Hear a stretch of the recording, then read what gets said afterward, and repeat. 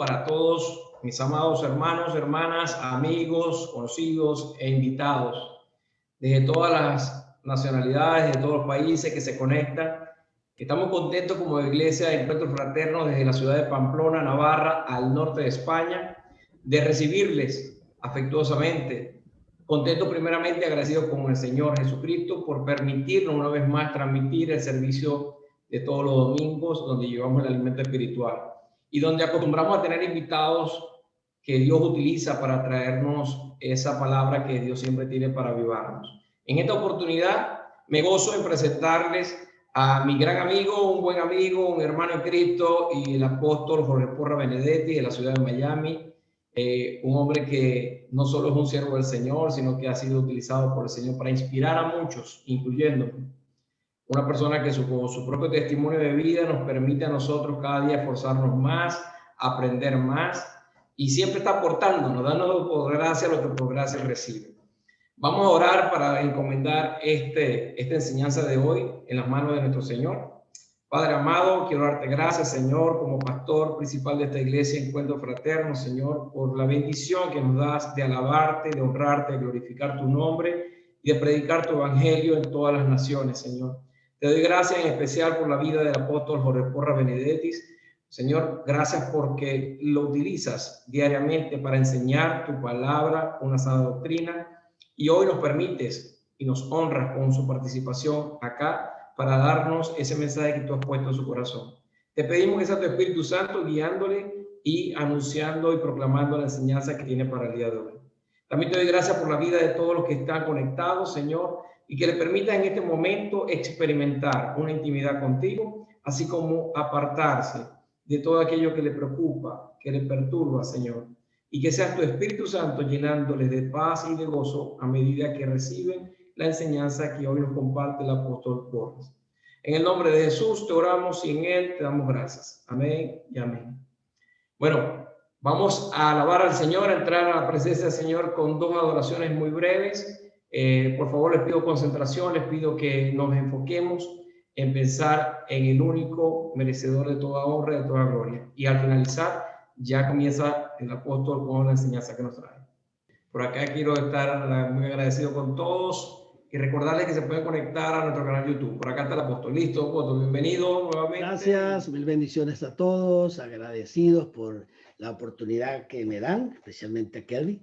Gracias por esta oportunidad hermosa que me permite desde acá de la ciudad de Miami compartir con ustedes para edificar el reino del Señor y para bendecir el pueblo de Dios en este día. Así que saludos a todos, un gran abrazo de mi esposa Paola, de mis niñas, de mis hijas, de mis nietos y de toda mi familia y de todo el equipo nuestro, de Clem y de Redil, que muchos de ellos están conectados ahora mismo. Les mandé el link a muchos de nuestra gente y muchos de nuestros ministros están conectados apoyando pues, este evento, esta actividad.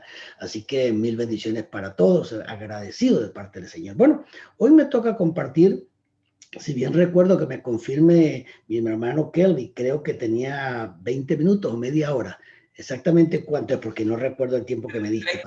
30 minutos, pero conociendo es normal que se pase. 30 minutos, pero 30 minutos llaneros, como decimos en el país nuestro, ¿verdad? No, yo trabajo con 30 minutos. Son exactamente aquí en Miami son voy a trabajar el reloj del computador, 3:22 p.m., 3:22, 30, 40, 52, 3:52 debo estar terminando. Voy a ponerlo así, 03:52, voy a estar pendiente del horario.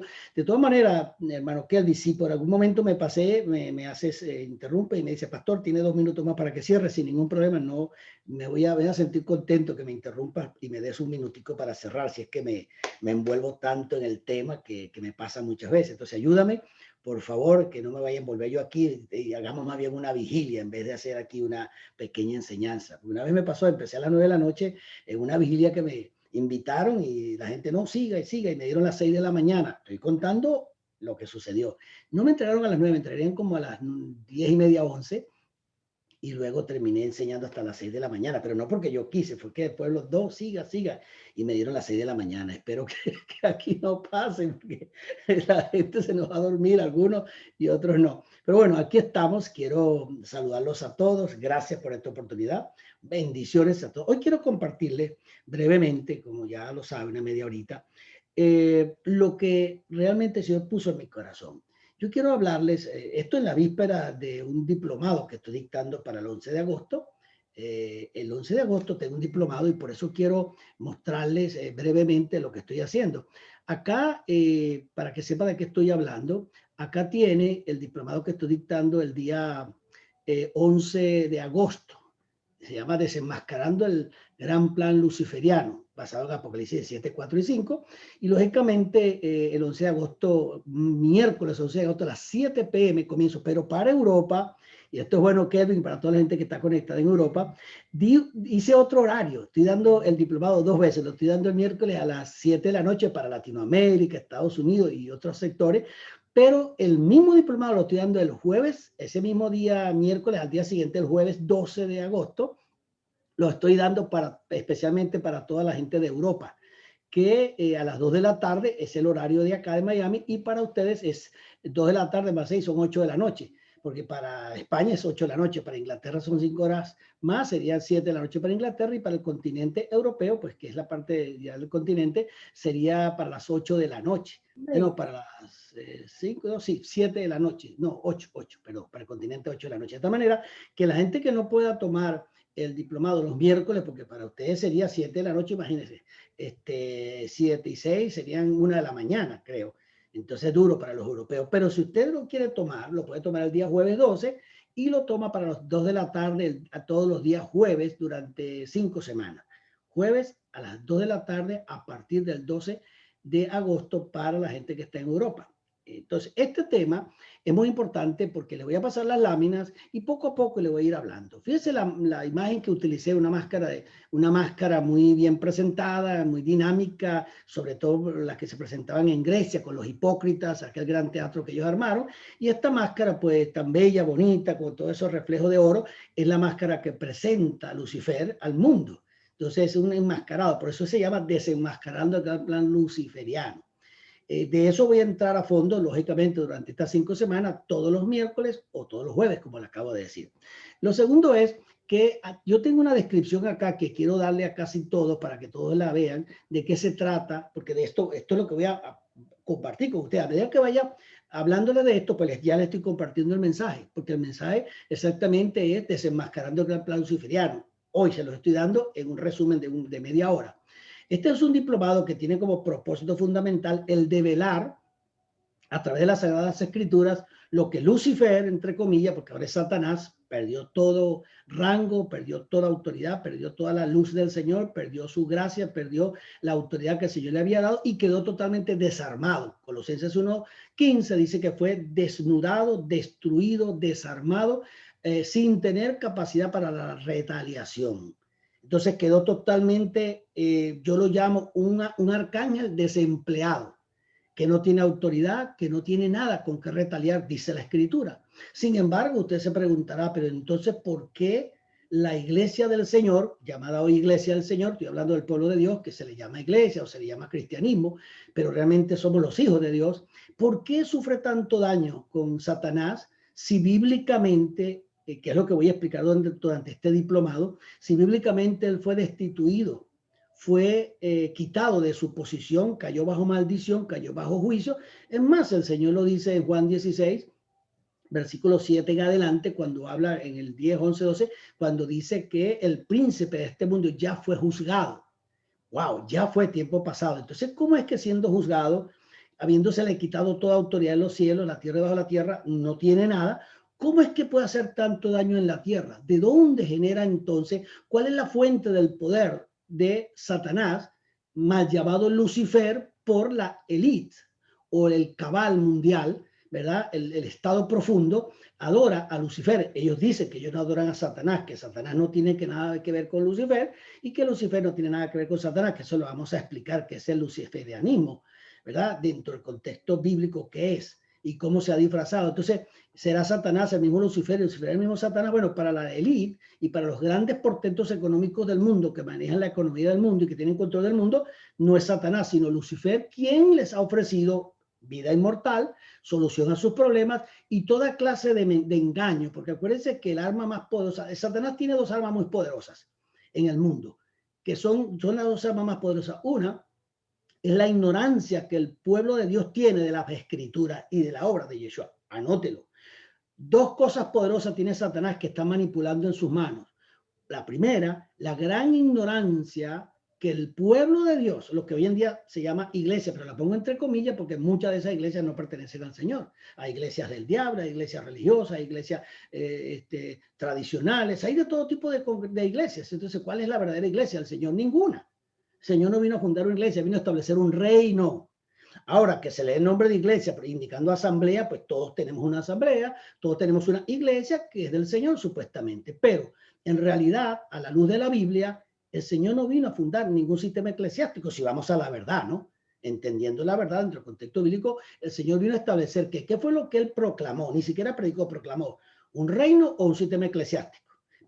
Él proclamó un reino, el reino de los cielos se ha acercado a vosotros, y aún en la oración de Mateo 6, él dice, nos da la forma de orar, y en la forma de orar revela todo el plan del proyecto divino para la redención del hombre. Está revelado en esta famosa oración que muchos han convertido en una oración religiosa, el Padre Nuestro. La gente lo reza y lo reza, todas las religiones lo rezan, pero sin ningún entendimiento. ¿Qué es el Padre Nuestro? Nada más y nada menos que la revelación del plan divino para el hombre. Fíjese que dice, Padre Nuestro que estás en los cielos, santificado sea tu nombre, vénganos tu reino. Fíjese que no dice vénganos tu iglesia, vénganos tu sistema religioso. No, Dios en la Biblia no tiene nada que ver con religión. Las dos veces que la palabra religión aparece en la Biblia, en el Nuevo Testamento, está mal traducida, porque no se refiere a religión, se refiere al acto de alguien tener una creencia o creer en algo, pero lo usan la palabra religión. Dios, el Padre Eterno, nuestro Señor Jesucristo, el Espíritu Santo, nunca hablaron de religión. Es más, la palabra religión en el latín, que es de donde viene esa palabra, es religare, y tiene que ver con la adoración del hombre a Dios, a patrones, como los griegos, que adoraban los patrones y ponían en cada ciudad un patrón.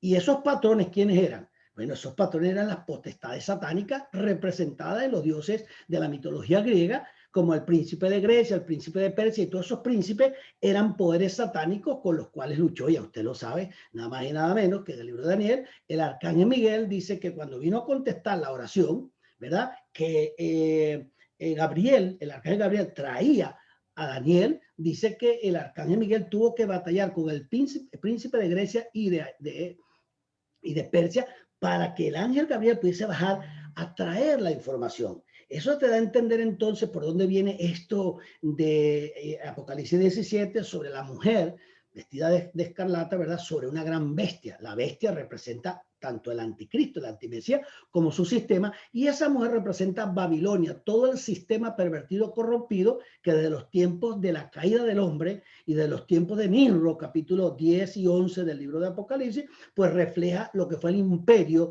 de Nimrod y cómo se estableció a través de los sigurat, no de torres, porque no edificó una torre, él edificó un sigurat. Eso era un templo de unos 3-4 pisos que tenía una puerta abierta arriba, que era por donde estaban las potestades satánicas, y un sigurat representa entonces esa supuesta torre de Babel, ¿verdad? Que sí es una torre de confusión, pero no era una torre, era un sigurat, que eran templos dedicados a dioses paganos. Y el pasaje donde dice, allí en Génesis capítulo 11 y en el capítulo 10, donde habla, dice que Nimrod era un hombre, un cazador poderoso, escuche, delante de Dios. La palabra delante de Dios en el hebreo no es esa. En el hebreo esa palabra significa que se oponía a Dios, no que era grande, porque mucha gente ha tratado de imitar a Nimrod, porque Nimrod era grande delante de Dios y la gente piensa que Dios los aprobaba. Dios lo estaba aprobando. No, la persona de Nimrod dentro del contexto hebreo era el gran opositor, el que se oponía a todo el plan divino, porque era un instrumento satánico para establecer lo que es el orden babilónico, que luego afectó todo el imperio arcadio, donde vivía y donde vivió, y en el tiempo que vivió Nimrod y Semiramis, que era su madre, que después pasó a ser su mujer, y de ahí tuvo Tamuz, y viene todo el sistema religioso manifestado a través de ellos. Ese imperio que estableció Nimrod fue el imperio arcaico, y de ahí el imperio asirio se pervierte con los mismos principios, con las mismas creencias, con los mismos dioses, y esos dioses se fueron multiplicando en Baal, Moloch, y déle pare de contar, y todas esas diosas y todas esas cuestiones por el lado de Semiramis.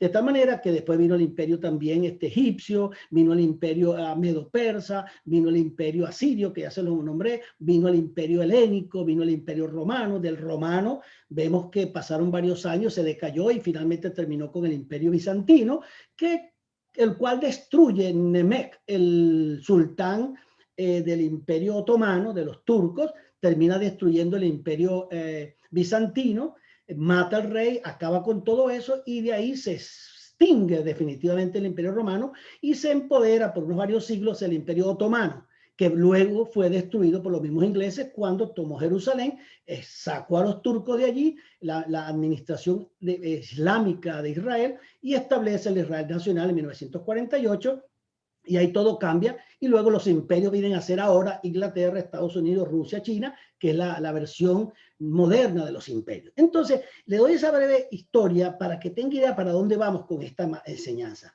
Entonces, Lucifer, Satanás, para uno Lucifer, para otro Satanás, por más de 6.000 años, ha venido tramando y desarrollando en contra del Padre Eterno su reino o su imperio, que sería la palabra correcta, y su pueblo, ¿verdad?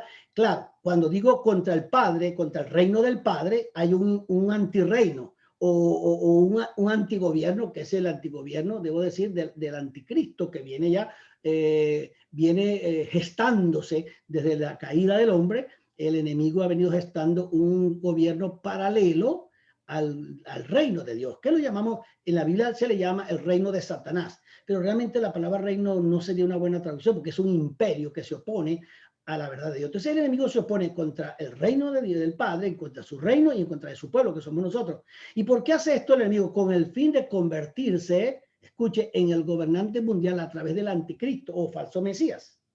Todo este plan perverso está revelado en la profecía bíblica, que en gran parte de este contenido, ¿verdad? Que gran parte de esto está contenido en el misterio de la gran ramera que aparece en Apocalipsis 17, y la bestia sobre la cual está montada, que es el sistema del falso Mesías y del anticristo, lógicamente. ¿Por qué? Porque debemos entender algo, permítame decirle algo. Mucha gente no sabe que Babilonia representa dos cosas. Representa el mover político del mundo, el imperio político que se va a establecer en el mundo, y Babilonia representa el imperio o el mover de las religiones del mundo a través de lo que se llama Babilonia, la perversión y corrupción a través de las religiones que crea, que inventa y que proclama y que no proclama, que disemina Nimrod desde aquel momento en que empezó a levantar esos sigurat, ¿verdad?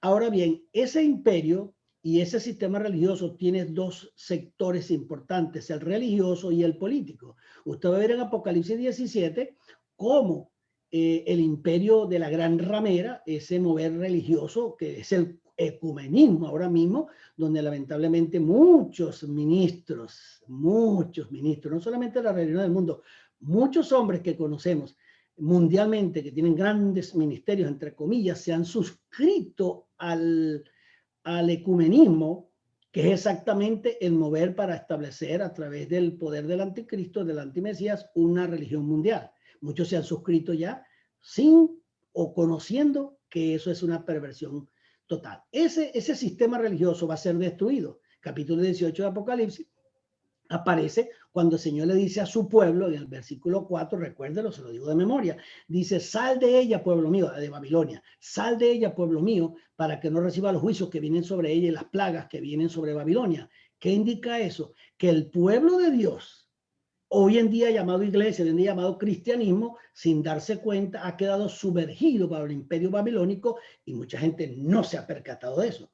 Muchas de las doctrinas, de las enseñanzas que durante siglos se han dado, han permeado casi todo el evangelio en el mundo. Está permeada por las doctrinas católicas romanas, por las doctrinas paganas y por todo lo que Nimrod y el mover del movimiento, más bien el movimiento luciferiano y el movimiento satánico, el movimiento babilónico ha penetrado, ha podido penetrar, si esa es la palabra, permear, me gusta más. Poco a poco ha podido permear lo que es la iglesia de hoy día. Entonces eso es un caos tremendo pensar en eso. Entonces la Biblia habla de que Babilonia como sistema religioso primero es destruida y luego se destruye la Babilonia, que tiene que ver con el imperio del anticristo. O sea, son dos cosas. Babilonia está dividida en dos partes, la Babilonia religiosa y la Babilonia política. La Babilonia religiosa va a ser quitada del medio en algún momento por el mismo anticristo, va a acabar con todo ese sistema babilónico, y el mismo anticristo, el mismo antimesías, falso mesías, se va a establecer como el Dios de todo el mundo, va a acabar con todas las religiones, aún la que él mismo crea, porque esa creación de esa religión mundial es simplemente para manipular y controlar el mundo. Luego él se adueña de todo, de la economía, de las propiedades de todo el mundo. Eso lo voy a ministrar ahí, el ejército mundial, y se convierte en un gendarme del mundo. Va a eliminar las leyes de cada país, los símbolos patrios, la soberanía de los países va a ser perdida, la economía va a ser perdida, y todo el mundo se va a tener que someter a la Agenda 21, que es la agenda de la ONU, la Agenda 2030, exactamente, que en esta década del 20 al 30 es cuando se va a implementar todo ese plan que durante siglos y milenios se ha venido gestando. Estamos exactamente en la década cuando eso pronto se va a hacer visible a todo el mundo, cosa que no quiero que se asuste, pero sí quiero que tome en cuenta que eso va a suceder, pero que usted lógicamente tiene mayores al que está usted, que está en el mundo, y usted podrá resistir eso y mucho más, porque así pasó en Egipto. En el capítulo 11 de Éxodo, si usted recuerda, versículos 6 y 7, habla de la gran tribulación, el gran clamor que vino en Egipto por causa de las plagas que vinieron, las 10 plagas. Pero luego en el versículo 7 de Éxodo 11, recuerde que dice claramente que Dios, Yahvé, hizo diferencia entre la nación de Israel y el pueblo de Egipto. Y dice, mi nación, mi pueblo, ni un perro le rugirá ni le ladrará, porque yo hago diferencia entre Egipto y mi pueblo. Eso mismo va a pasar en este tiempo que viene. Habrá un gran levantamiento mundial del anticristo, pero el Señor tiene un pueblo preparado para enfrentar los días más difíciles con una unción que el mismo libro de Zacarías, capítulo 8, versículo 23, si bien mi memoria está correcta, que creo que sí, dice que 10 hombres de todas las naciones, esos hombres representan las naciones del mundo, es una forma figurativa, 10 hombres de todas las naciones se tomarán del manto, dice, de un judío. Judío representa ahí un hombre de pacto. Manto representa la unción. Se tomará de la mano, se tomarán de las naciones del manto de un judío y le dirán, llévenos con ustedes, porque nosotros sabemos que Dios, el Eterno, está con ustedes. Imagínense usted lo que va a pasar en ese periodo de tiempo, que las naciones van a correr a nosotros por causa de la unción y del poder que se va a manifestar en nosotros, y mucha gente no sabe eso, que el mejor momento de la historia de lo que se conoce ahorita como la iglesia, más bien el pueblo de Dios, va a ser durante ese periodo, cuando el anticristo se manifieste. Va a haber un pueblo lleno de un poder y una autoridad como nunca antes en la historia, y va a ser la época del mayor evangelismo mundial, si no lo sabía. Entonces, con el fin de convertirse él en el gobernante mundial, Satanás, a través del anticristo o falso mesías, ¿cómo lo va a lograr? Bueno, recuérdese que Satanás fue destituido. Satanás fue deshabilitado de todo su oficio, de toda su responsabilidad y de toda bendición de Dios. Se le quitó todo, quedó desnudo, desvestido, sin protección y sin unción. Y usted se preguntará, bueno, y si eso es verdad, ¿cómo es entonces que el diablo tiene tanto poder en el mundo? Muy sencillo.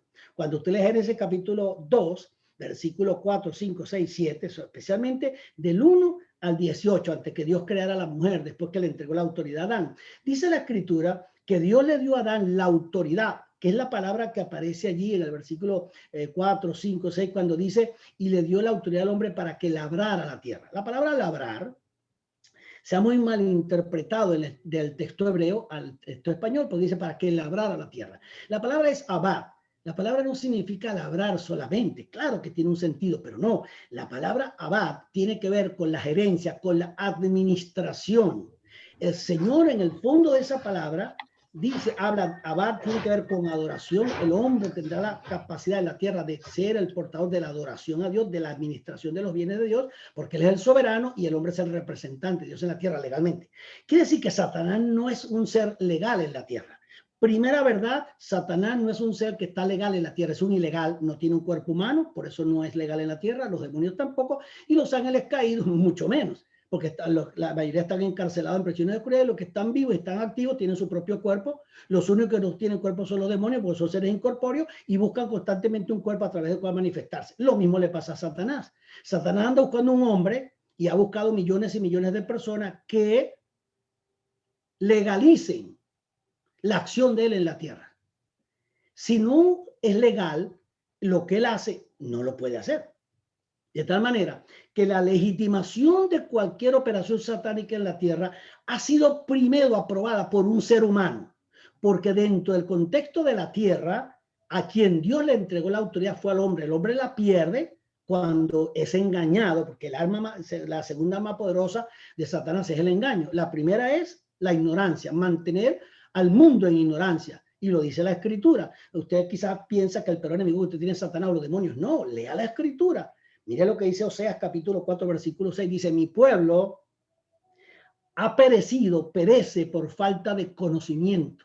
El arma más poderosa y el enemigo más poderoso que tienes tú y tengo yo es la ignorancia de la palabra, de la verdad de Dios, de la obra de Jesucristo. ¿Por qué tanto pueblo de Dios, pastores se suicidan, pueblo de Dios anda atado, oprimido, enfermo? Porque le tienen miedo a Satanás, no quieren ni hacer la obra de Dios, porque entonces Satanás va a retaliarles con destruirle el templo, para enfermarle los hijos, matar a todo el mundo. Y muchos ministros, porque a mí me consta, están aterrados de hacer la obra de Dios por causa de que el diablo va a retaliarle y le va a destruir todo. Imagínese usted el problema que tenemos. Un diablo que fue derrotado, vencido y todo, y ahora está empoderado del mundo en un 95%, y el remanente que queda de fe somos nosotros. O sea, nosotros somos el último recurso, el último sustento, el último grupo, por ponerlo de una manera. Hay otra palabra que yo uso ahí, se me va la palabra, tengo un término ahí que uso mucho y se me fue, que está dispuesto a defender la causa. Entonces, ¿por qué Satanás ha logrado lo que ha logrado? Porque ha engañado. La segunda arma poderosa de Satanás es el engaño. Observe, en todas las citas bíblicas de Apocalipsis, de Mateo, de Lucas 13, de Mateo 24, de Lucas 21, perdón, de Marcos 13, todas dicen el engaño, el engaño, el engaño. Entonces, la ignorancia es una de las armas poderosas del diablo. La segunda arma más poderosa del enemigo es es el engaño. Engañó a Eva, engañó a Adán, y así engañó, aunque Adán no fue engañado, engañó a Eva y Adán cae. Y luego de ahí ha trabajado con el engaño. Babilonia es el ministerio del engaño satánico. Es un engaño total a través de ser Lucifer, a través de ser Satanás, y a través de todos estos engaños, él ha logrado tomar el control del mundo, pero no el control del pueblo de Dios. Pero el pueblo de Dios, mucho pueblo de Dios, está en ignorancia. ¿Por qué? Porque está en ignorancia de la obra de Yeshua. ¿Qué hizo Yeshua cuando nos redimió en el madero? Cuando murió, resucitó y se sentó a la diestra del Padre y nos sentó juntamente con él, a los que creemos, en autoridad y poder. Entonces, ¿cómo es posible, si la ley dice que mayor es el que está en nosotros que el que está en el mundo, cómo es posible que Satanás esté dominando el mundo? Porque el mundo, el sistema del mundo, es el sistema del anticristo. Nosotros estamos en el mundo, pero no somos del mundo. Y cuando marcamos esa línea de diferencia como hijos de Dios y no celebramos fiestas paganas como la Navidad, el Carnaval, la Santa Cena Católica Romana o la Pascua Romana, son todas fiestas paganas. Cuando tú te vas a la Biblia, en Levítico 23, tú tienes y esto no es judaísmo, cuidado, yo no soy judaizante, pero ahí en Levítico 23, comenzando desde Génesis 1:14, habla de las convocatorias santas del Señor que marcaban la línea, el marco de la línea de tiempo profético de Dios. Está de Génesis 1:14, porque no habla de estaciones del año, habla ¿cómo se llama? De celebraciones. Habla de solemnidades. Esa palabra moedim, que aparece ahí en el hebreo, significa solemnidades o grandes festividades que marcan y determinan los tiempos proféticos. En la línea profética de Dios están marcados. Cuando yo entiendo Pesach, Matzah, Bikurim, Shavuot, Yom Teruah, Yom Kippur y Sukkot, las 7 convocatorias santas, las entiendo dentro del contexto bíblico, no bajo un contexto judaizante en donde guardan esa fiesta religiosamente. Yo no guardo esa fiesta, yo celebro lo que esa fiesta representa porque son los tiempos marcados por Dios en su calendario profético, están marcados los tiempos. Y ahí te revela, les revelaba a los judíos el día que el Señor venía a la tierra por primera vez. El Mesías vendría en una fecha precisa. Y vino en la fecha que él había revelado, pero los judíos no entendieron la revelación de la palabra, y por eso él le dice, ¿cómo es posible que ustedes no disciernen los tiempos? Disciernen cuando viene el verano, el invierno, disciernen cuando todo esto, pero no disciernen mi venida, porque estaba escrito cuando él venía. Mire, Amós capítulo 3, versículo 7, destruye toda esa falacia que se ha inventado de que nosotros no sabemos ni el día ni la hora. Porque Mateo capítulo 24, versículo 36, 37, en ninguna manera Dios, el Señor, dio a entender, nadie sabrá sino solo mi Padre. Y luego el versículo 27, el versículo 37 que dice, pero será como los días de Noé. Cuando tú revisas en el griego, lo que él acaba de decir, estaba diciendo que el único que conoce el día y la hora de todas estas cosas es el Padre, porque él es el Hijo y el Padre es quien determina la fecha de la boda. Él no estaba diciendo que no sabríamos la fecha. Él está diciendo que es el Padre quien la conoce, y lógicamente dentro del contexto de Amós 3:7 dice que el Padre nunca hará nada sin antes revelárselo a sus siervos los profetas. Y está demostrado en el templo, allá en Génesis 7, cuando él iba a destruir el mundo, se le reveló a Noé, le mandó construir el arca a Noé, le dijo que vendrían, que eran 120 años el tiempo del hombre en la tierra. Claro, no son 120 años como tú lo estás imaginando, de edad ni nada de eso, son 120 jubileos. Un jubileo dura 50 años, lo multiplica por 120 y da 6.000 años. Estaba hablando de los milenios y estaba hablando del periodo de legal que Dios le dio al hombre en la tierra, que eran 6.000 años. Multiplica los 120 jubileos, que es lo que menciona ahí del texto original, por 50, porque un jubileo se lleva cada 50 años, 7 semanas de año, y en el año 50 se celebra el jubileo. Cuando cuentas el jubileo, 50 jubileos, ¿verdad? 50 años de jubileo y multiplica 50 por 120, te da 6.000. 6.000 son los años del hombre sobre la tierra, y es por eso que Yeshua, en el orden cronológico de los eventos, cuando se cumplan esos 6.000 años, él va a poner los pies sobre la tierra de nuevo. Dice día y hora según la Biblia. Dijo el día y la hora que vendría a la tierra en su primera venida. Está escrito y está mostrado. Y dice en su segunda venida, el día que va a pisar la tierra. ¿Cuándo va a pisar la tierra? En la fiesta de Yom Kippur, que es la fiesta de la gran trompeta, cuando viene con nosotros a establecer su reino milenial. Eso está todo escrito, pero la tradición te ha hecho ver que no, que eso no se sabe, que nosotros no sabemos. Esas son las artimañas del enemigo, pero tenemos una revelación completa. Entonces, para no fastidiarlos más ni cansarlos tanto, porque esto es para estar aquí, se lo dije ya hasta mañana a las 3 de la mañana, quizás de madrugada, les digo que esta es la introducción. Todo este plan perverso está revelado en la profecía bíblica, que en gran parte está contenida en el misterio de la gran ramera y la bestia sobre la cual está montada, para finalmente a través de la Agenda 21 de la ONU instaurar un nuevo orden mundial. Eso viene, y eso es lo que está pasando con la Agenda 21, los que la han podido leer. La descripción también analizaremos cómo las naciones, oído con esta desenmascarando nosotros el gran plan luciferiano, que vamos a desenmascarar, cómo las naciones perderán su soberanía muy pronto. Eso es cuestión de 3-4 años máximo. Todas van a perder su soberanía en todo sentido. Fronteras la van a perder, la economía va a ser controlada por una economía centralizada mundialmente, sus leyes soberanas sobre su territorio va a ser perdida, la misma soberanía, patrimonio se va a perder, los territorios y valores patrios se pierden, etcétera, etcétera, etcétera. Conoceremos en este diplomado ¿quién realmente maneja y controla el nuevo orden mundial? ¿Quiénes son los que controlan este orden mundial? ¿Cómo? ¿Cuándo? Yo les voy a explicar todo eso. ¿Qué se instaurará? Este orden se va a instaurar como gobierno único, autócrata, tirano y burocrático, con una sola ideología política, sin equilibrio de poderes, como hay hoy en día. Por lo menos un poquito queda de equilibrio, ya se está perdiendo, porque ya están obligando a uno a hacerle todo, ya se está perdiendo la soberanía. Y durante el diplomado se lo comento, que será controlado por sectores elitistas y plutocráticos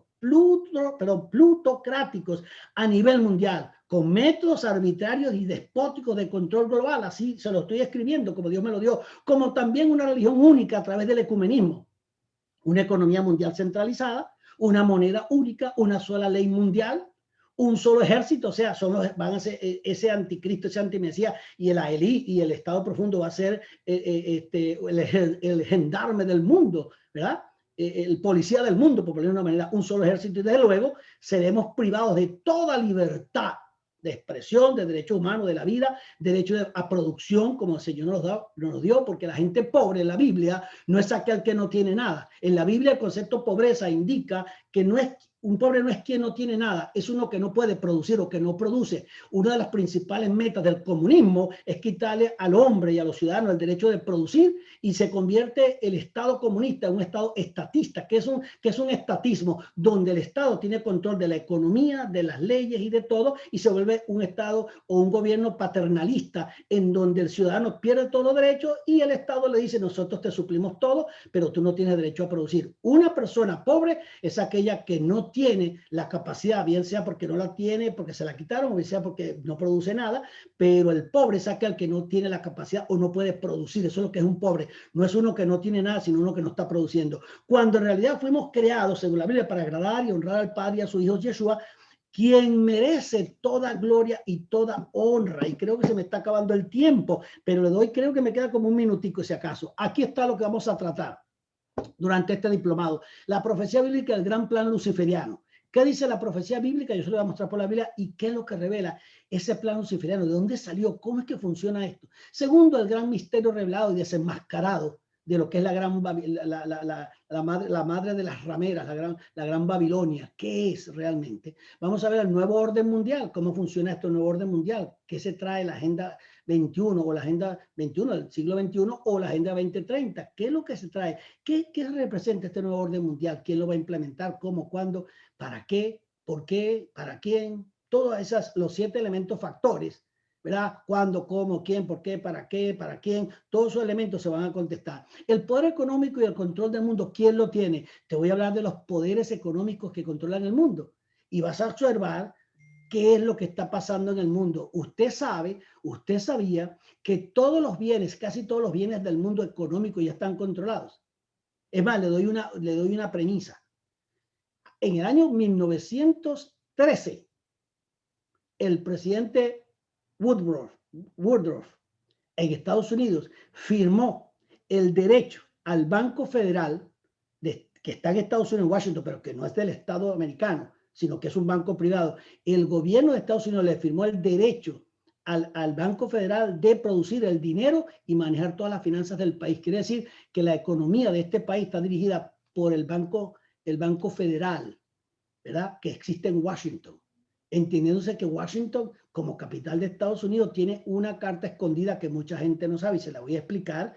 ¿Por qué ese banco privado federal, en donde están todos los bienes privados de los millonarios más grandes del mundo, porque está en Washington, y por qué se protege de cualquier demanda en Washington? ¿Por qué el Estado, el gobierno está en Washington? ¿Por qué todas las grandes organizaciones están en Washington? Porque Washington, dentro de Estados Unidos, es como el Vaticano dentro de Inglaterra, dentro de Italia. Vuelvo a decirlo: Washington, D.C., el Distrito de Columbia, en Estados Unidos es como el Vaticano dentro de Italia. Ahí le doy nada más la referencia para que entiendan cómo funciona esto.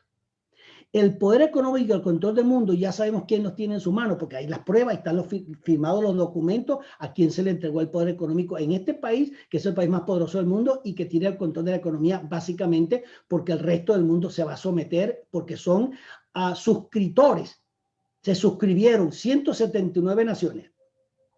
En el foro de Sao Paulo, 1992-93, se suscribieron a la Agenda 21 de la ONU, y siendo la ONU una agencia que fue constituida después de la Segunda Guerra Mundial para evitar las guerras, para simplificárselo, ahora se constituyó en el gendarme del mundo, y ahora tiene controlado el mundo y a gente en todas partes para establecer una agenda, la Agenda 21 del siglo XXI, en donde lamentablemente lo único que apunta a eso es al esclavismo del mundo.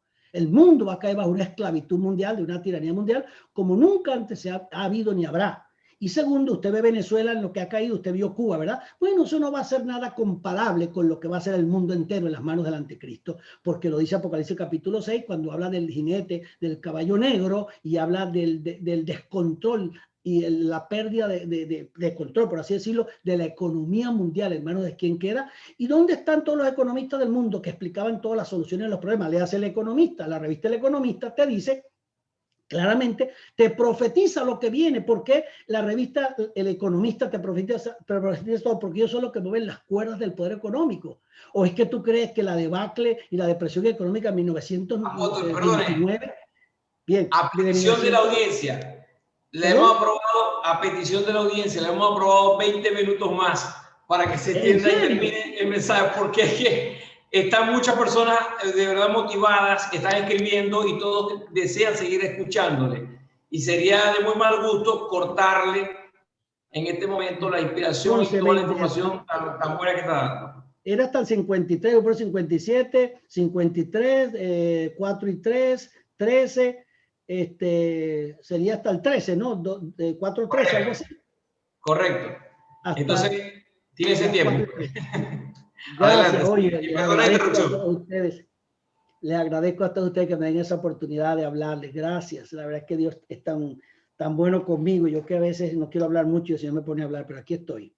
No me gusta hablar mucho, pero el Espíritu me impulsa. Soy medio tímido, pero el Espíritu me quita la timidez. Mucha gente no sabe que yo tengo algunas partes mías tímidas, que no la conocen. Pareciera que no, pero es que yo me llené de mucha fuerza y valor desde niño para superar eso.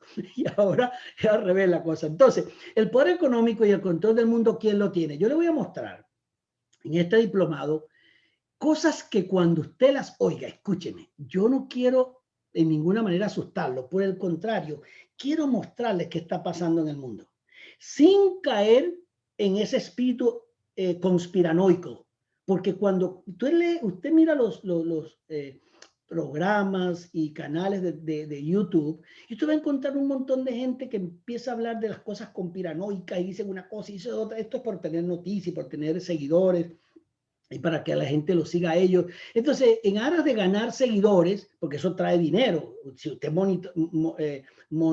¿cómo es?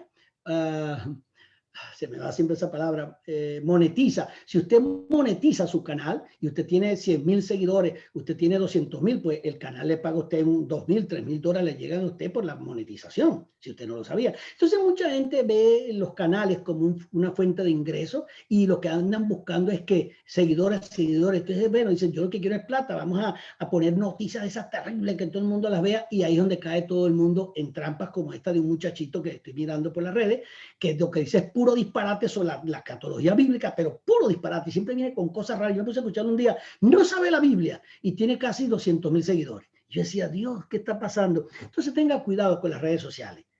Tenga mucho cuidado porque hay mucha gente vagabunda ahí haciendo plata con usted y con su suscripción. Tenga cuidado. Volviendo a esto, quiero hacerles claro que dentro del contexto bíblico acá, de lo que es básicamente el poder económico y el control del mundo, poder económico y control del mundo. Yo les voy a mostrar a ustedes bíblicamente y no, físicamente y políticamente y económicamente, ¿quiénes controlan la banca mundial? ¿Quiénes la controlan? ¿Cómo la controlan? ¿Por qué la tienen en sus manos? ¿Quién le dio a ellos ese derecho de controlar el mundo? Ahora, yo le digo una cosa, eso no sucedió ahora. Una de ellas sucedió en el año 1913, cuando se firmó, el presidente de Estados Unidos firmó y le dio el derecho al Banco Federal de manejar y producir todo el dinero para este país. Y por eso vino la bancarrota de Estados Unidos y la debacle, la depresión de 1929, terminando con una firma y un acuerdo en 1933 que ponía a este país en las manos de los potentos del mundo. ¿Qué queda diciendo esto? Se lo voy a tirar así muy suave, porque de repente esto está saliendo por las redes sociales y yo soy muy prudente con esto, pero sí le voy a decir algo. Hay poderes en el mundo ahorita que pueden, en el momento preciso para ellos hacer algo, como por ejemplo crear una bancarrota mundial, para ellos tomar el control del mundo, lo pueden hacer cuando ellos quieran. Lo que pasa es que lo van a hacer en el momento preciso. Ellos tienen el control del dinero del mundo. Ese banco es el banco que maneja las finanzas del mundo, pone y quita presidentes en cualquier parte del mundo. Y mucha gente no lo sabe. Ya no hay más democracia. La democracia fue una farsa, fue una cortina de humo que nos tiraron a todos hace unos pocos años atrás, unas décadas atrás. Ya esto, primero decían que era una democracia. Y la democracia, acuérdense que es bien diabólica, porque la democracia es, el pueblo es el soberano. Entonces es un gobierno opuesto a la teocracia de Dios, porque es el poder soberano que recae sobre el pueblo. Pero luego de democracia pasó a ser oclocracia, lo que es el gobierno de la muchedumbre. O sea, un grupito domina un país y el resto se atiene a las consecuencias. Caso Venezuela, caso Cuba, con los Castro, caso Venezuela con Chávez y estos delincuentes que están en el país. Eso es lo que ha pasado. Entonces, esta élite o elite, este estado profundo, tienen en las manos el control del mundo. ¿Por qué? Ahora, aquí viene la parte dura, que se la voy a explicar. La parte dura es que en Isaías capítulo 10, esto lo diciendo todo de memoria porque no da tiempo de empezar a buscar libro, imagínense, no termino nunca acá. Capítulo 10 de Isaías, versículo 5 en adelante, te describe quién es el anticristo. Dice el Asuf o asirio. No indica esto que sea un asirio nacido en Asiria, pero sí que es un judío con una mente asiria. Asiria fue el país, la nación más guerrera y opositora contra Israel. Pero no solamente de Asiria, de todos los imperios, comparado con el Medo Persa, con el imperio mongólico de Genghis Khan, con el imperio de Alejandro el Grande, con el imperio Medo Persa y con todos los imperios, aún el arcaico, todos los imperios fueron horrendos, pero el peor imperio, el más sangriento, el más terrible imperio que ha existido es el imperio asirio. Y Dios, cuando habla del anticristo, dice en el hebreo, dice o Asuf, que debería ser traducido o asirio, no o asiria, sino o asirio. Serás como báculo en mi mano, el báculo, el cetro de Dios de juicio. Tú serás como báculo en mi mano. Yo te voy a usar como un báculo en mi mano para juzgar a una nación pérfida. O sea, ese es el elemento para atacar a Israel, porque Israel ha sido una prostituta ante Dios. Capítulo 3 del libro de Jeremías, el capítulo 1, 2, 3, 4 y 5 de Isaías habla de cómo Israel y Judá se prostituyeron, al punto que en Jeremías capítulo 3, versículo 8, el Señor en aquel tiempo le dio carta de divorcio a Israel, porque quebrantó el pacto. Desde ese tiempo Israel está sin pacto. Cuando llegó el tiempo de Yeshua, que Yeshua les dice, óyeme, pero ¿qué le pasó a ustedes? Ustedes no disciernen los tiempos. ¿Y qué más les dijo? Les dijo, ustedes son de vuestro padre el diablo, le habló Israel, ustedes son de vuestro padre el diablo y los deseos de vuestro padre, que le dice así, pero un momentico, ¿y el pacto? ¿Cómo lo va a llamar hijos del diablo si ellos tenían un pacto? No lo tenían, lo habían quebrantado. Jeremías capítulo 3, versículo 8 dice que le dio carta de divorcio a la prostituta Israel y a la prostituta Judá. Entonces, ¿qué pasa? Que mucha gente no sabe esas verdades, por eso dicen en Ezequiel capítulo 37, versículo 15 en adelante, dice que de ambos pueblos, los gentiles que no les fue dada la ley mosaica o la ley que Dios le dio a Moisés, y los judíos a quien sí se le dio, dice que de ambos pueblos, porque ambos cayeron. Por eso Pablo dice en Romanos 3:23, dice, por cuanto todos pecaron, cometieron iniquidad, han sido destituidos de la gloria de Dios, eso incluye Israel. Y este cuentico que te echan los judaizantes, que ellos son el pueblo escogido, ¿qué tal? Esos son cuentos, eso es una gran mentira satánica. Los judaizantes son una de las gente a quien ahí Dios le dice, el anticristo va a ser un báculo en mi mano para juzgar a una nación pérfida, y el contexto dice que se refiere a Israel. Cuando él se mete en el templo que van a construir los judíos, templo que es una abominación a Dios. ¿Por qué? Porque el segundo templo lo mandó destruir el Señor. No quedará piedra sobre piedra. ¿Y qué dice la profecía? Que después de ese templo, dice la profecía en el Talmud de Babilonia y en el Talmud de Jerusalén, lo dice, que el Mesías vendría en el tiempo antes de la destrucción del segundo templo, aparecería el Mesías. Lo dice el Talmud. ¿Y por qué no creyeron en el Mesías Yeshua? Diciendo en el mismo Talmud, los rabinos que interpretaron la escritura por siglos, decían que el verdadero Mesías llegaría ante la destrucción del segundo templo, y llegó y no lo aceptaron. ¿Por qué pasó eso? Bueno, eso pasó porque hay algo escondido que el Espíritu Santo me ha revelado. Y es lo siguiente, dice que después de la destrucción del segundo templo, el que restauró Herodes, y fue destruido en el año 70 con el general Tito, que después vino a ser emperador, ¿qué pasó allí? ¿Qué pasó? Se destruyó el templo de Jerusalén. Entonces Israel quedó sin templo, sin sacrificios, sin el sacerdocio levítico, porque también quedó derogado, anulado, abolido el sacerdocio levítico, porque ahora hay un nuevo sacerdocio, el sacerdocio según el orden de Melquisedec. Y ese sacerdocio quedó abolido.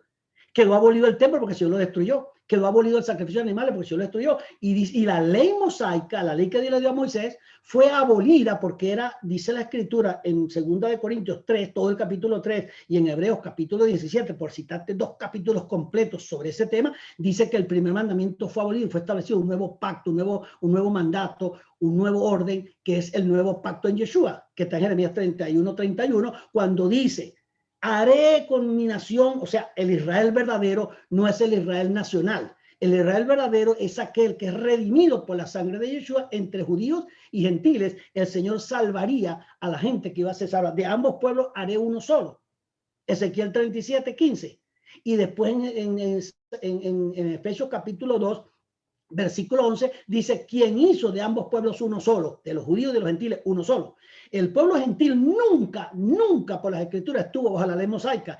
¿Qué hacen personas que son convertidos al Señor poniéndose bajo la ley mosaica, poniéndose bajo el judaísmo, cuando la escritura dice claramente que de ambos pueblos hizo uno y que esa ley le fue dada a Israel? Pregúntale a cualquier judaizante: ¿a quién le fue dada la ley mosaica? A los israelitas. Perfecto, fue para los israelitas, no para los gentiles. Entonces, ¿por qué te obligan a ponerte bajo la ley? El Gran Concilio de Jerusalén, en el capítulo 15 de Hechos, lo dice claramente. No podemos ponerle, dice Pedro, imponerle a los gentiles que se están convirtiendo, igual que nosotros los judíos que nos estamos convirtiendo en la Mesías, una carga que nosotros mismos ni nuestros padres pudieron llevar. ¿Cuál era esa carga? La ley mosaica. Porque la ley mosaica no vino a salvar a nadie. La ley mosaica el Señor la dio como una añadidura a la ley de él. Gálatas 3:19 dice: por cuanto la ley mosaica fue añadida a causa de las transgresiones hasta que viniera el Mesías. Por eso Jesús dijo: la ley y los profetas son hasta Juan el Bautista. Porque en Romanos capítulo 8, versículo 2 dice: porque la ley del Espíritu de vida en Cristo Jesús me libró de la ley del pecado y la muerte.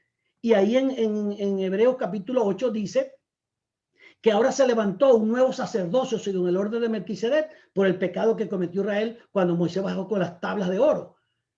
Cayó en idolatría. Moisés rompe las tablas, pasó todo ese desastre, sube, vuelve a bajar, y resulta que cuando baja se trae las tablas escritas por mano de él, y resulta que la única tribu que se unió a él, según la palabra, fue la tribu de Leví, a quien el Señor le entregó el sacerdocio, pero el sacerdocio era para todas las tribus de Israel.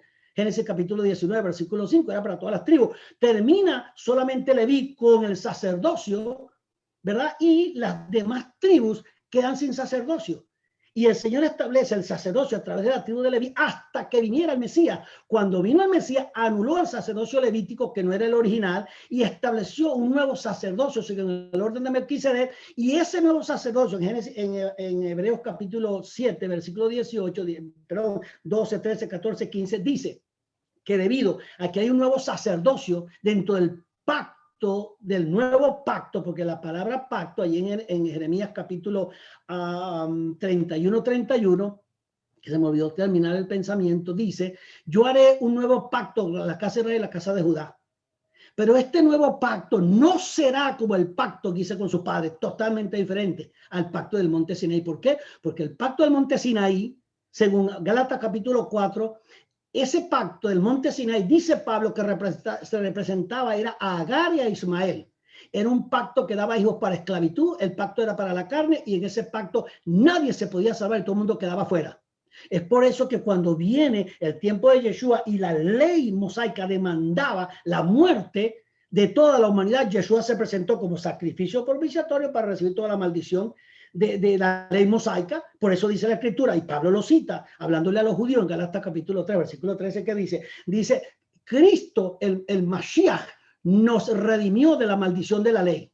De la maldición de la ley, porque la ley no salvaba. Todo el que está bajo la ley, dice Pablo, está bajo maldición. No se deje poner bajo la ley, porque la ley no fue dada para los gentiles, y el que está bajo la ley está bajo maldición. Salga de ahí corriendo, porque eso no es el pacto de Dios. El pacto de Dios es Yeshua HaMashiach, tanto judíos como gentiles, porque los gentiles nunca vivieron bajo la ley, nunca. Por eso ahí en el Concilio de Jerusalén, capítulo 15, dice: ¿cómo le vamos a imponer esta carga a los gentiles también si nosotros mismos no la pudimos llevar? ¿Cuál carga? La de la ley.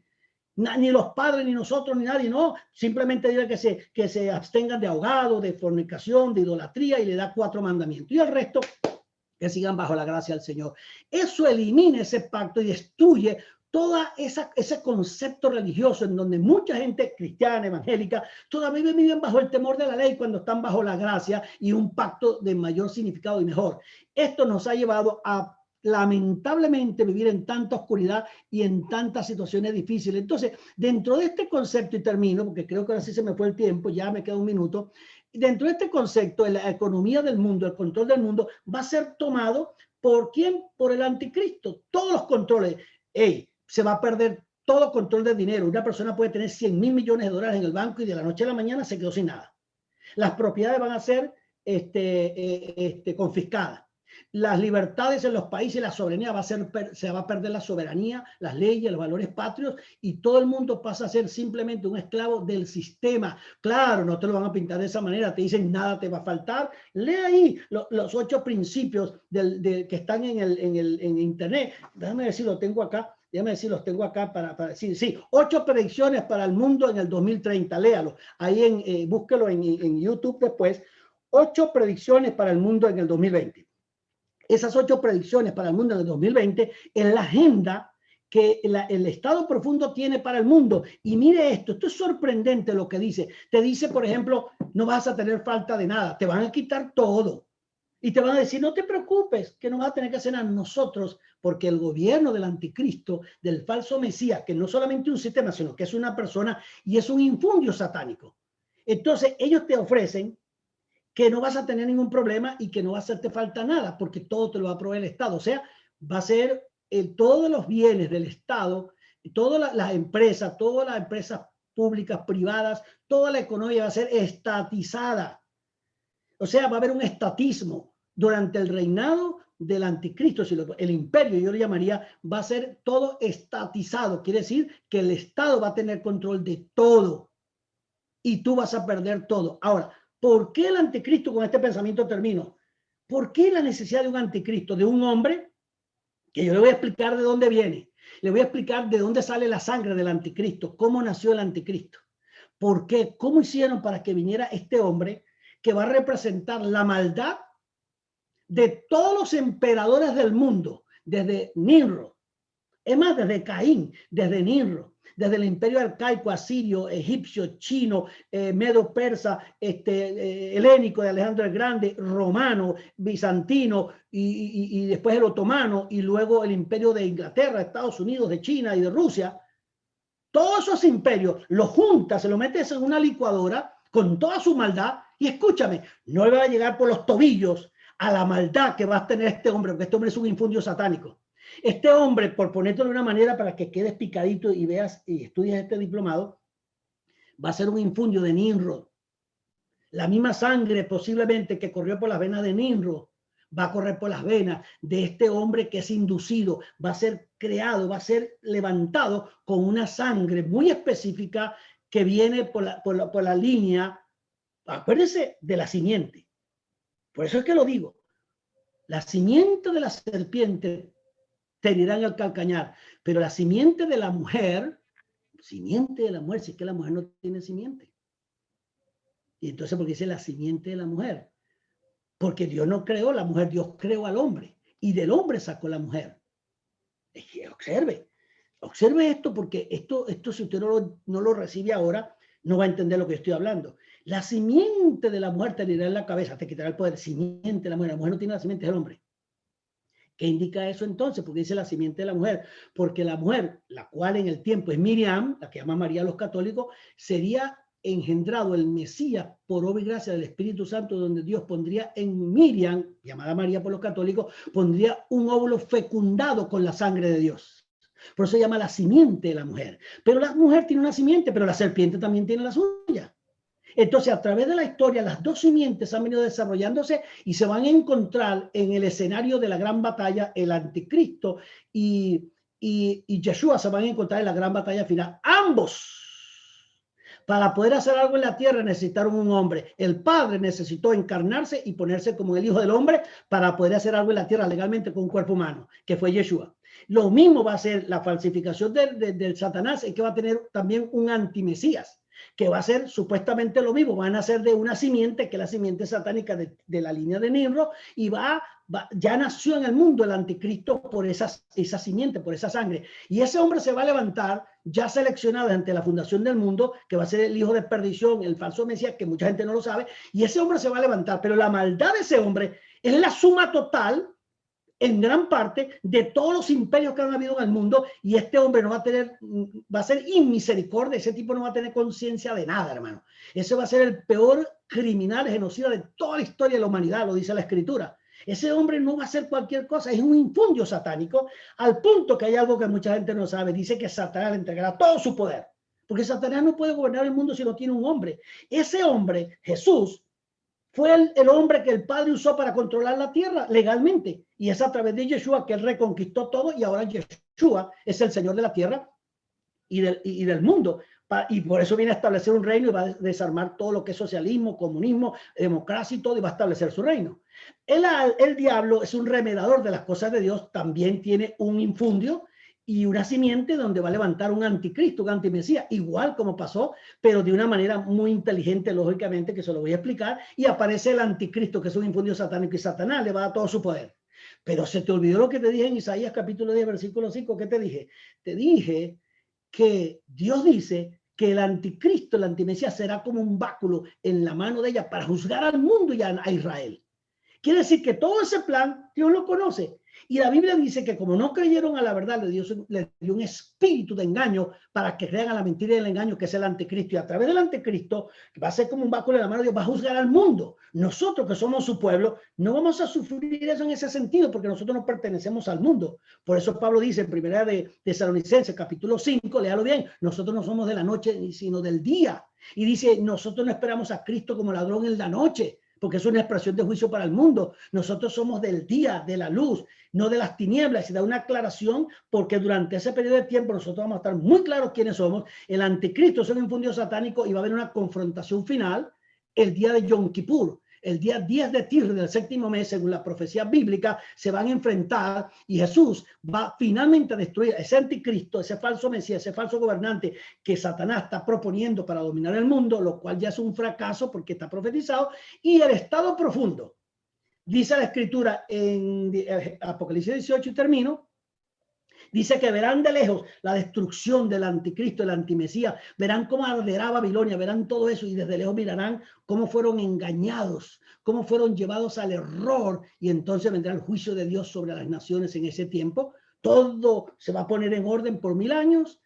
El Señor va a establecer un reino con nosotros por 1000 años, y luego de esos 1000 años, después que Satanás fue el anticristo y el falso profeta destruidos, muertos y puestos en el lago de fuego, son los dos primeros seres que van a entrar al lago de fuego. Ahí no hay nadie sino el anticristo. Va a haber el anticristo y el falso profeta, que van a entrar allí cuando el Señor los destruya en el día 10 de Tirri, cuando el Señor venga en la semana 70, ¿verdad? El año séptimo de la semana 70 de Daniel, durante la fiesta de Yom Teruah, viene el levantamiento del pueblo de Dios, o de la iglesia, como dice la gente, y en el día 10 de Tirri viene el establecimiento del reino. Ese 10 de Tirri es durante la fiesta de Yom Kippur, que es la final trompeta que suena, el día grande del Señor. 5 días después viene la fiesta de Sukkot, de los tabernáculos, que fue la época en que Yeshua nació, cuando Octavio hizo que se empadronaran todos.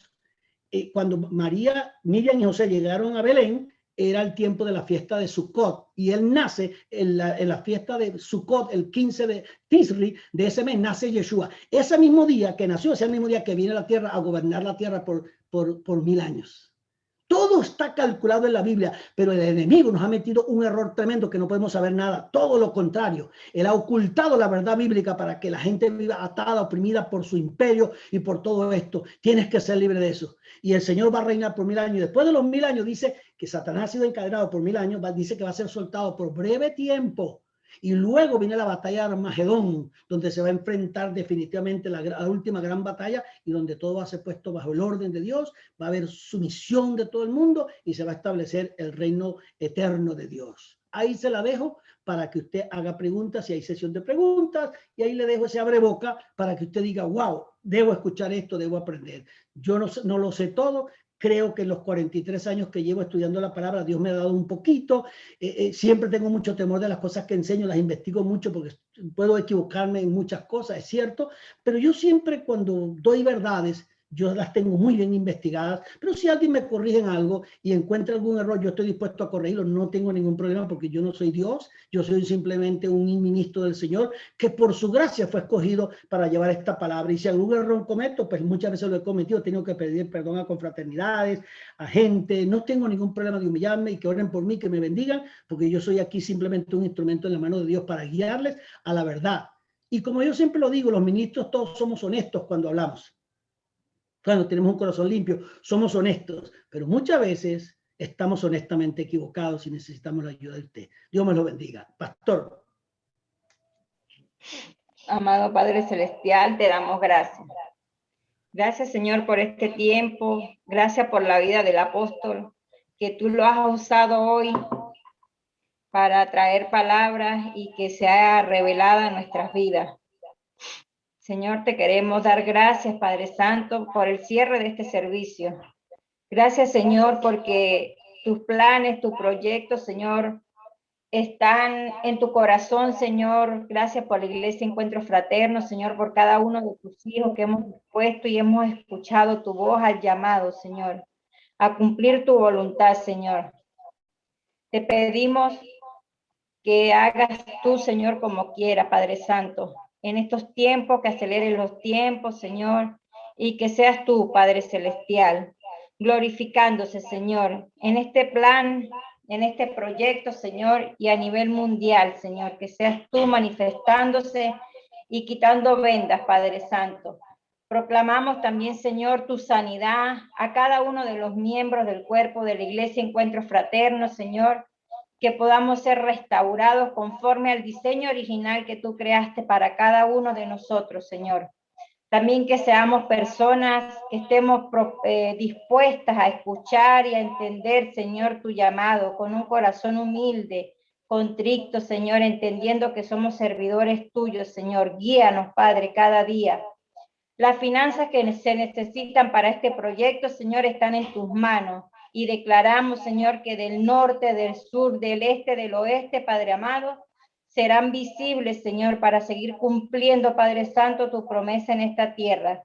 También te ponemos, Señor, la apertura de los servicios de la Iglesia Encuentro Fraterno, Señor, aquí en Navarra, Pamplona, España, que ya tú tienes la hora y el día, Señor. Que sea de bendición, Señor, para esta tierra, Padre Santo, para que la gente te pueda conocer, Padre Celestial, como ese Padre maravilloso que está dispuesto, Señor, a edificarnos y a glorificarse en la vida de cada uno de nosotros, los llamados, Padre Santo. Te damos gracias, Señor, por cada uno de los que están escuchando y que han escuchado este servicio que viene de tu corazón, Señor.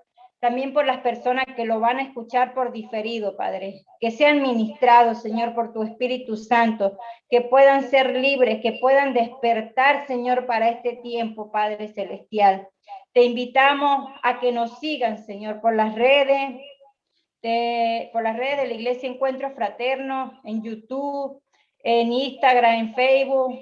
Y también pues está a la disposición la cuenta para las personas que Dios ponga en su corazón de hacer una siembra para seguir expandiendo el reino de Dios en esta tierra. Gracias, pastor, por ser un instrumento de Dios para el día de hoy y de bendición y de oh Padre Santo, gracias, Señor, de liberación, Padre. Para estos tiempos, Señor, tú lo has traído con un propósito, a traer esta palabra de establecimiento y a quitarnos velos, Señor. Y que todo el que lo escuche pueda ser libre en tu santo nombre. En el nombre poderoso de nuestro Señor Jesucristo, cerramos este servicio en agradecimiento tuyo, Señor, con una alabanza, Padre Santo. Gracias por los momentos que nos permite vivir.